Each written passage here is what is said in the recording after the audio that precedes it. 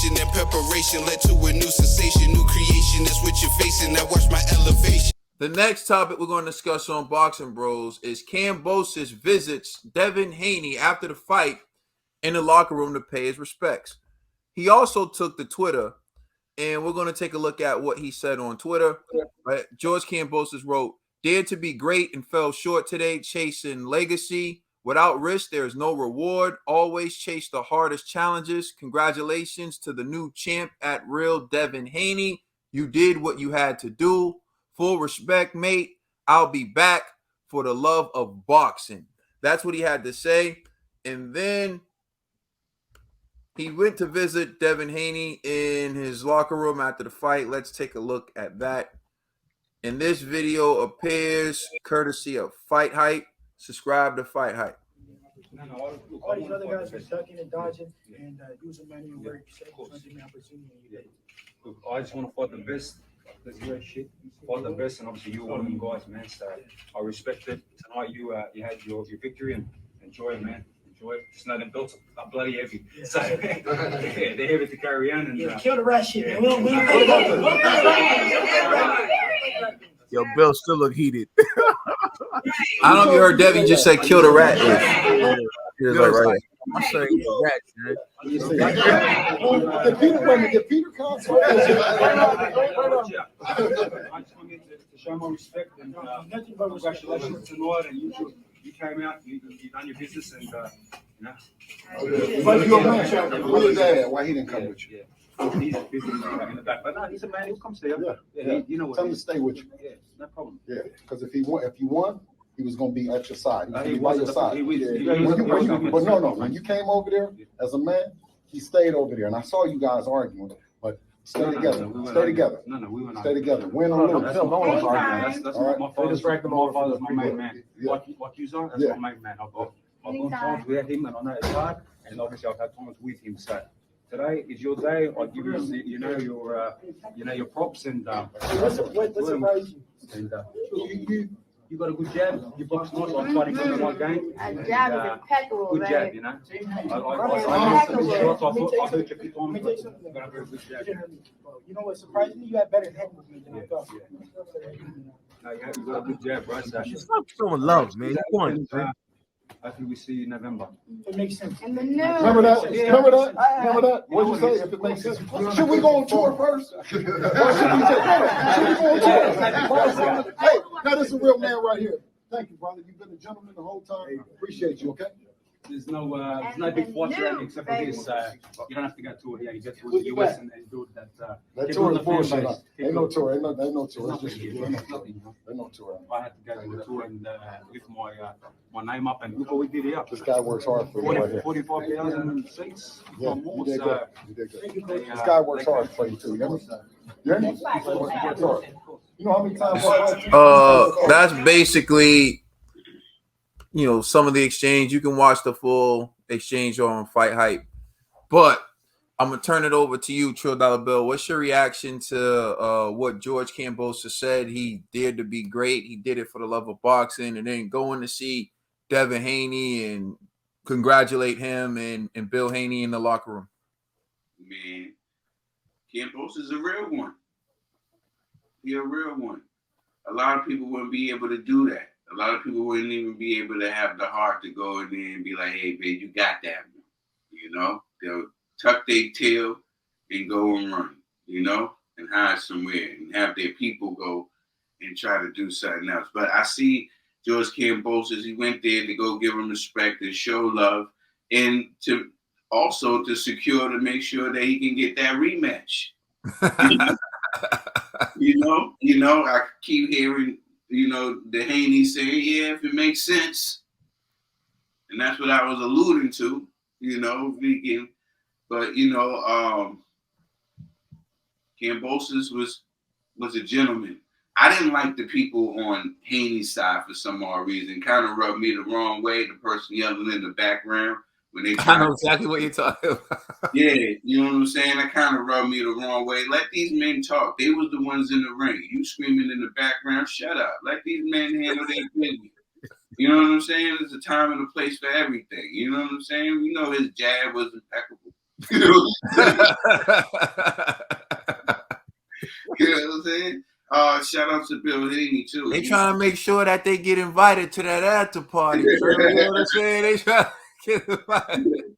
You know, yeah, shout out to Bill Haney too, being there for Devin. I thought that was really awesome. You know what I'm saying? And him telling him to stick with his father too. I thought that was dope also. But all in all, I just thought that whole thing right there, that's what boxing is.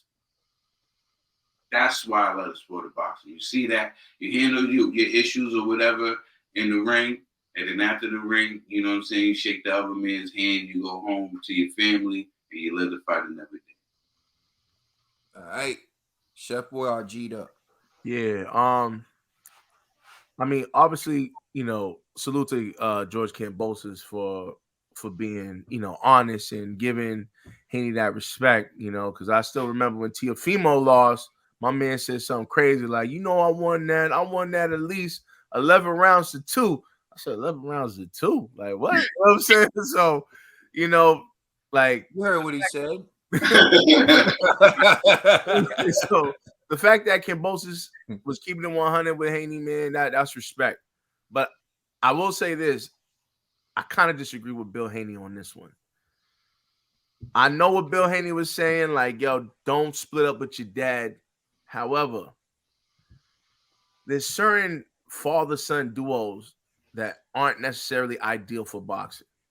For example, Danny Garcia and Angel Garcia, to me, that's not a real that I feel like Danny would do a lot better with another Tread trainer. lightly, G. I'm being real.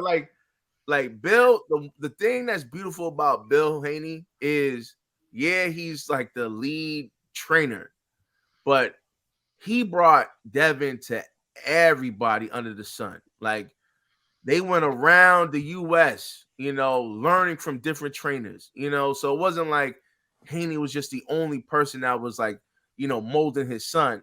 They were like, hey, you know what? I believe in my son. I believe I have limitations. So I'm gonna bring him around to make him the best fighter possible. Bill a real one for that. Bill's a real one for that.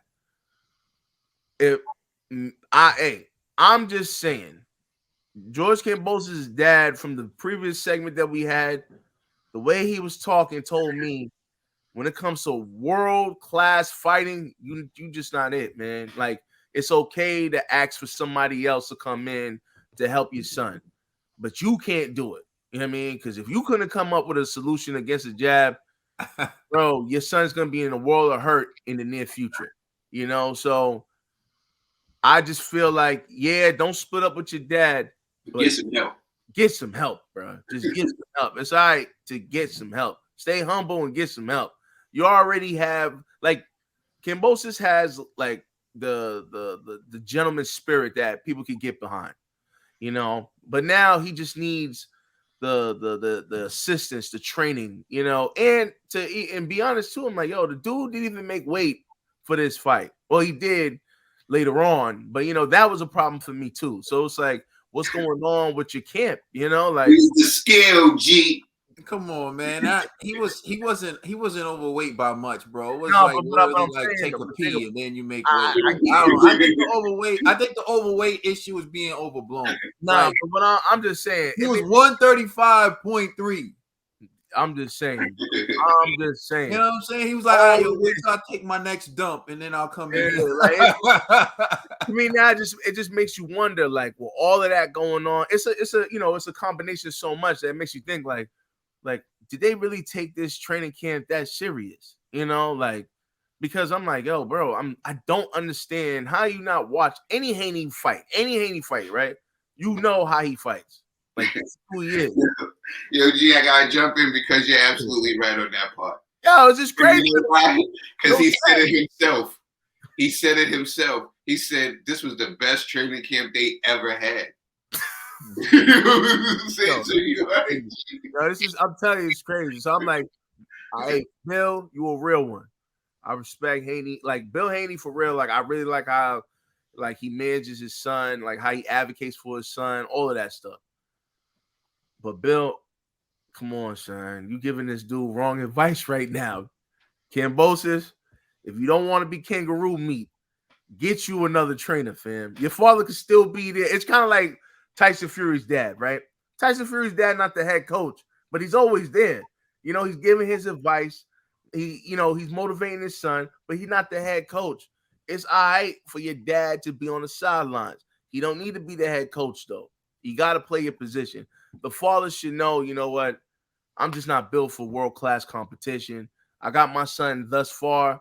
We need to go start recruiting other people. But so that was the only thing that I didn't like, because I kind of felt like, Bill Haney, please, man, give that father some sound advice from dad to dad. You know, like, yo, listen, man, I got a son too, and I know I can't provide every skill set.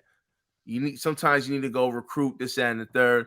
You know, and it's nothing wrong with that. You know, so salute to Bill, man, but I just didn't like that part. In defense of Bill Haney, he never said stick with your dad as your trainer. What he said was just stick with him, like in general. He said, I saw y'all arguing. He said he would have been here if you won, so he should be here when you lose.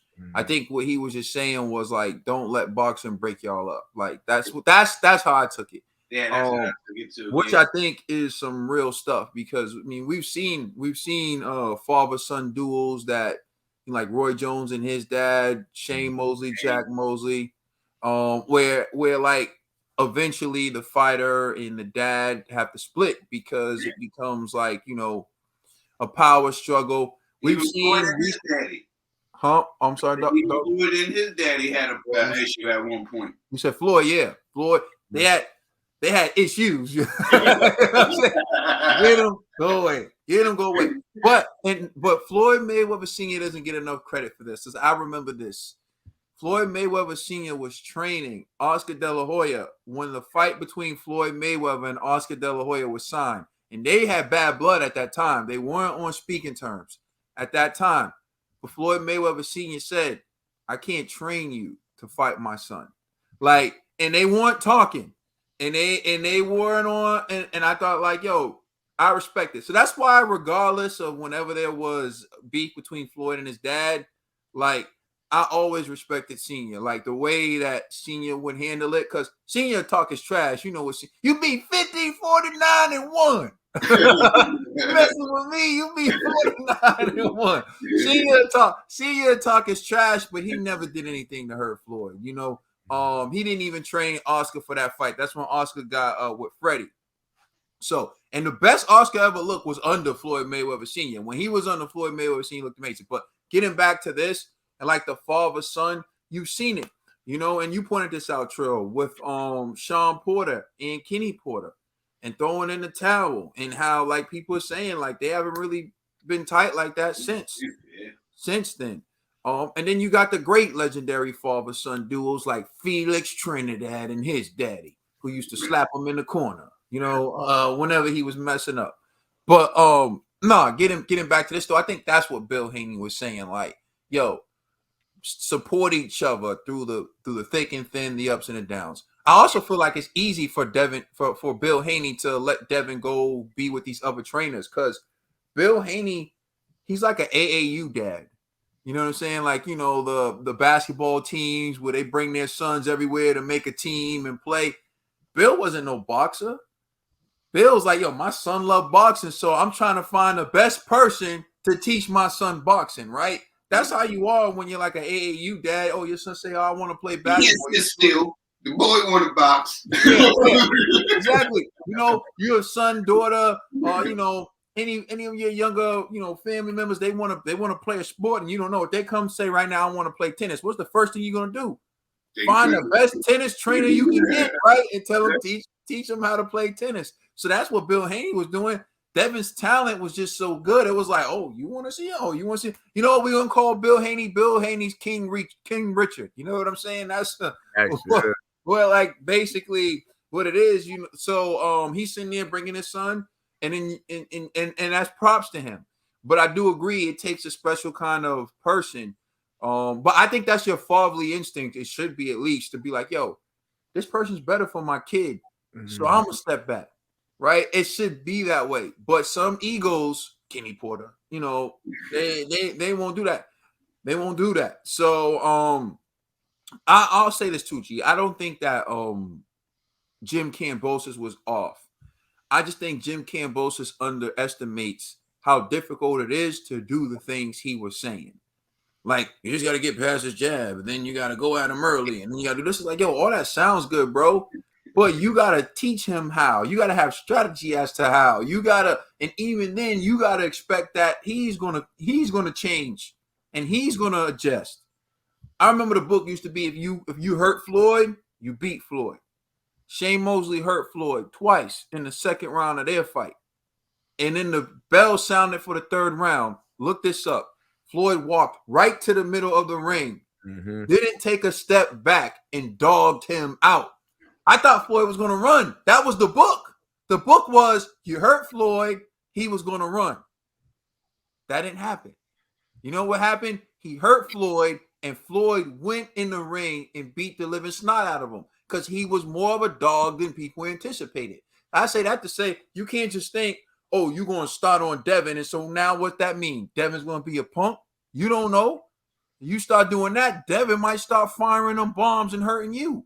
It's just always easy to think that, oh, if I just do this, then it's going to be one way. You don't know what's going to happen. You don't know what kind of beast you're going to bring out in Devin.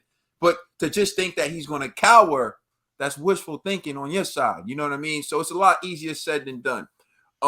With that being said, I think it's beautiful that he went and he gave Devin his props because that's what you should do. This at the end of the day, they made a huge event. We were all excited for it. It was a great fight.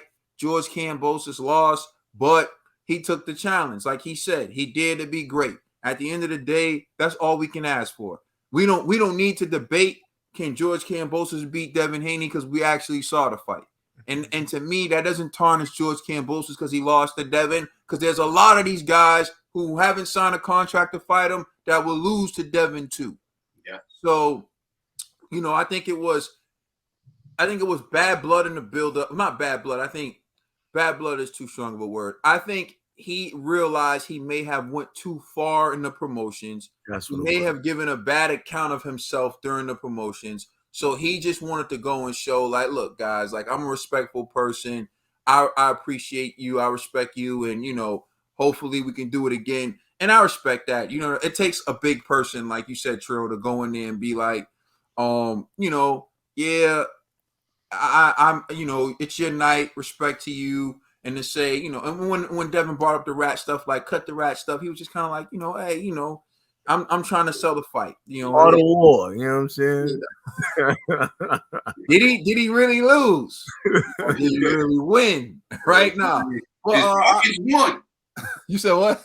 He lost the fight, but his pockets won. That's what I'm saying. But when all is said and done, though, I think that is the beauty of boxing. Like, you go in there, you settle it in the ring, and then afterwards, it's just no hard feelings. Let us know how you feel in the comment section. Please like and subscribe. Check us out on Instagram and Twitter. And please check out our podcast on all major streaming services. Elevation single out right now on all streaming platforms. We are the Boxing Bros.